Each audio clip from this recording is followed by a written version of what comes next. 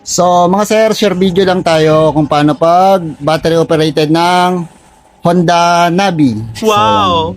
Ano bang CC nito, bossing? 110. So Honda Navi 110, so ito siya.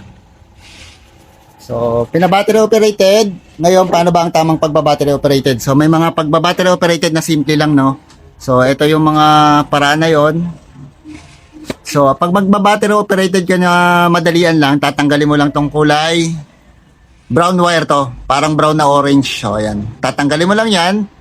Tapos ididikit mo dito sa accessory line sa kulay eto, red na may black. So ganun lang yun, i-jump mo lang siya, battery operated na yan. Pero hindi yun ang ginawa natin mga boss, kasi sa katagalan ang nangyayari doon, nagbiblink yung kanyang headlight, tapos yung kanyang pinaka harness or yung pinaka-wire ng harness niya, nangingitim niya, nasusunog. So dahil ang nipis lang po niya, manipis lang. Lalo na yung kanyang accessory wire dito, napakanipis. Ayun o, ang liit lang.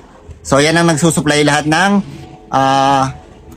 galing sa battery ng kuryente papunta sa kanyang motor. So sa mga signal light, busina, so ayan lahat. So hindi tayo dyan. So ang ginawa natin mga bossing, ay nagkabit tayo ng relay. So mini relay lang ginamit natin, okay na yan para lang sa headlight, masupplyan ng ayos yung kanyang headlight o yung kailangan na voltage ng headlight. So napakaganda niya mga boss. So yan, mini relay. Pakikita natin sa inyo yung connection ng mini relay.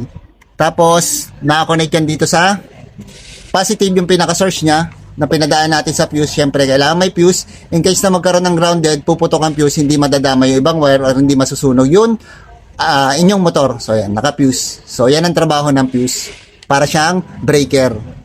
So yan siya.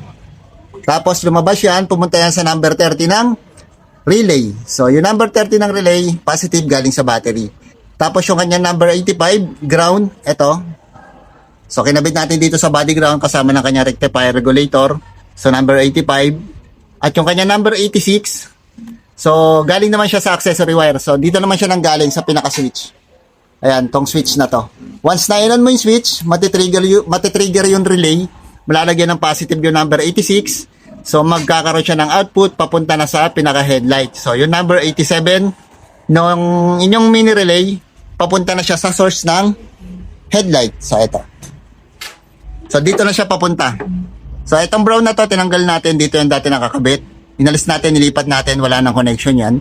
So ito na siya, yung kulay yellow na yan. Siya na yung nagsusupply ngayon dito sa high and low switch ng ating headlight. So yan. Kaya battery operated na. So ganun ang tamang pagba-battery operated. Medyo matagal, medyo matrabaho, pero safe na safe at napakaganda ng mga boss. So ayan. Kung makikita nyo, walang masyadong wire na tap-tap dito or nakalagay. Nandito siya, ito. Ito yung daloy ng wire niya. So nakasil yan. Ito siya. So ayan. Ang pinaka-effort mo lang dito o yung pinaka-gagawin mo, magbabaklas ka lang ng buong kaha ng iyong motor. So yan lang ang pinakamatrabaho sa kanya, tsaka yung paglalatag ng wire. So yan.